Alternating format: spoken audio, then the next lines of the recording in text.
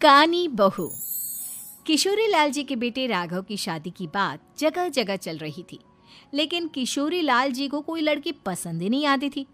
और उसकी एक ही वजह थी, किशोरी लाल जी का लालची होना।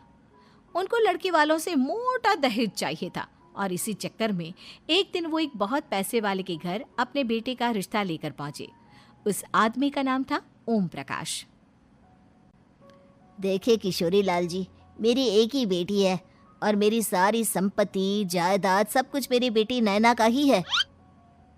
पापा, नाम से लगता है बहुत खूबसूरत होगी। कितना अच्छा नाम है ना, नैना। ओ, वैसे बात तो सही है आपकी। अब इतना पैसा है, जमीन जायदाद है, इकलौती बेटी, आप भी क्या करेंगे? सब कुछ उसे ही देंगे ना। बिल्कुल ठीक पहचाना आपने। बस बेटी की शादी और सारी जायदाद उसके नाम। पापा, बिना देखे हाँ कर दीजिए ना। इतना अच्छा रिश्ता फिर कहाँ मिलेगा? माला माल हो जाएंगे हम। मैं अपनी बेटी को बुलाता हूँ। अरे नहीं नहीं नहीं नहीं, आपकी बेटी का नाम नैना है, सुनकर ही लगता है बहुत सुंदर होगी। रहने दीजिए अंकल, मैं तो आपकी बेटी के नाम से ही इतना खुश हो गया हूँ कि उसे बिना देखे शादी करने को तैयार हूँ। अब तो मैं उसका चेहरा सीधे शादी के बाद ही देखूंगा। और इस तरह राघव नैना का चेहरा नहीं देखता और उससे शादी कर लेता है।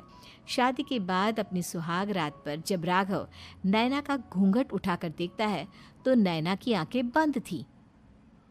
कितनी खूबसूरत हो तुम नैना, जरा अपनी आंखें खोलकर मेरी तरफ देखो तो सही। नहीं, मुझे शर्म आती है। अरे, मैंने तुम्हें शादी से पहले भी नहीं देखा, और अब अगर तुम आंखें खोलकर मुझे देखोगी भी नहीं तो मुझे अच्छा कैसे लगेगा? इससे पहले कि नैना अपनी आंखें खोलकर राघव की तरफ देखती, अचानक से लाइट चली गई और राघव नैना को पूरी तरह से देख भी नहीं पाया। अगली सुबह नैना राघव के लिए नाश्ता बनाकर लेकर आई। अरे ये क्या, आधा पराठा सीका हुआ है और आधा बिल्कुल कच्चा। ये तुमने क्या किया नैना? बहू, तुमने क्या आधा पराठा तवे से नीचे लटका कर रखा था, जो आधा सिका है और आधा कच्चा? मुझे जितना दिखेगा उतना ही तो सीखूंगी ना पापा जी। जहाँ जहाँ मुझे नजर आ रहा था वहाँ मैंने सीख लिया, और जहाँ जहाँ नहीं दिखा वहाँ कच्चा रह गया होगा। इसका क्या मतलब है? ये कैसा मजाक कर रही है तुम? अरे बहू, तुमने इतना लंबा घूंघट क्यों लगाया हुआ है? देखो, हमारे घर में बहुओं को बेटी की तरह रखा जाता है, और फिर तुम तो इतना सारा माल लेकर आई हो। देखो, ये घूंघट डालकर रखने की कोई ज़रूरत नहीं है। हाँ नैना, पापा जी ठीक कह रहे हैं, तुम तो आराम से रहो, अपना ही घर समझो। नैना अचानक से अपना घूंघट उठा लेती है। अरे ये क्या पापा, नैना की तो एक आंख फूटी हुई है। नाम से नैना, लेकिन ये तो कानी बहू निकली। मेरे साथ धोखा हुआ है, धोखा। बिना दिखाए अपनी कानी लड़की मेरे संग ब्याह दी। मुझे कानी बीवी नहीं चाहिए। मुझे अभी ओम प्रकाश जी से बात करनी पड़ेगी। आखिर उन्होंने मेरे साथ ऐसा किया क्यों? अरे, आप लोगों ने ही तो पापा से कहा था कि आप लोग शादी से पहले मुझे देखना नहीं चाहते। अब मेरे पापा पर क्यों इल्जाम लगा रहे हैं?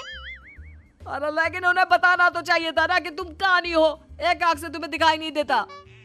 किशोरी लाल और राघव नाराज होकर ओम प्रकाश को अपने घर बुलाते हैं। पापा जी, ये आपने क्या किया? शादी से पहले बताया क्यों नहीं कि नैना की आंखों में परेशानी है? अरे, आप ही ने तो लड़की देखने से मना कर दिया था। अरे लेकिन आप बता तो सकते थे। आपको तो हमारी बेटी की प्रॉपर्टी चाहिए थी, वो भी पूरी की पूरी। अब क्या हुआ अगर उसे आधा दिखाई देता है? प्रॉपर्टी तो आपको पूरी मिल गई ना। अरे ये क्या बात हुई? मेरी शादी प्रॉपर्टी से नहीं, आपकी बेटी से हुई है। अब ये तो पहले सोचना चाहिए था, तब तो मेरी प्रॉपर्टी देखकर तुम्हारी जुबान लप लपा रही थी। लेकिन मैं कानी लड़की को अपनी बीवी बनाकर नहीं रख सकता। पापा, कुछ करिए ना आप। हाँ, करता हूँ। देखिए ओम प्रकाश जी, आप हमारे साथ ऐसा नहीं कर सकते।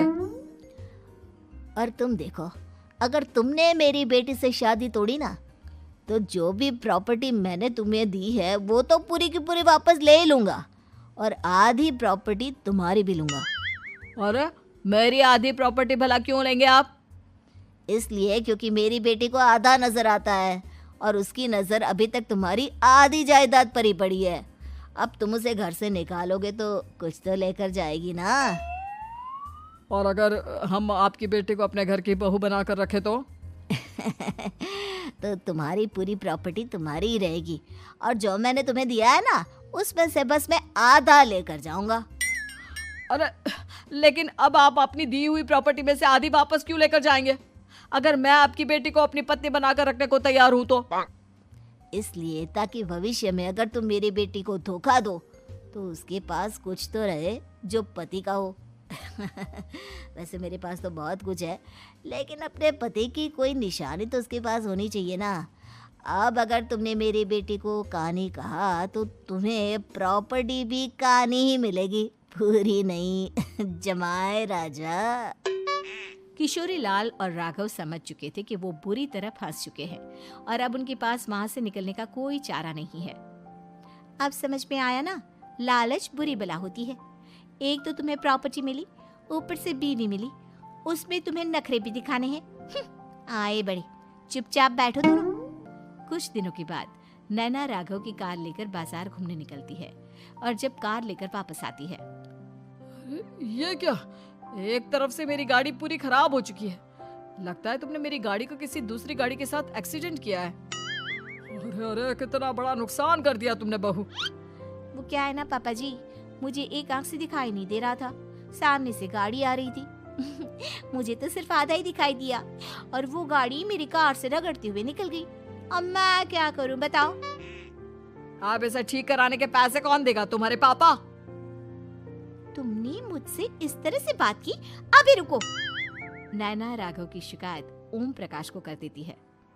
देखो राघव, अब जो मेरी आधी प्रॉपर्टी तुम्हारे पास थी ना, उसमें से आधी और मैं लेकर जाऊंगा, क्योंकि तुमने मेरी बेटी को डांटा। अरे नहीं नहीं पापा जी, गलती हो गई, माफ कर दो। गलती की तो कोई गुंजाइश ही नहीं। अगली बार मेरी बेटी को डांटा तो बची हुई आधी में से आधी और ले जाऊंगा। लालच के चक्कर में हम दोनों ने बहुत बड़ी गलती कर दी बेटा। एक तो तुम्हें कानी बहू मिली और ऊपर से जो माल मिला वो भी काना। इस तरह राघव की हर एक गलती पर ओम प्रकाश उसकी प्रॉपर्टी का आधा आधा हिस्सा लेकर अपना सारा माल वापस ले गया और राघव को कानी बीवी से काम चलाना पड़ा। भाई लालच वाकई में बुरी बला है।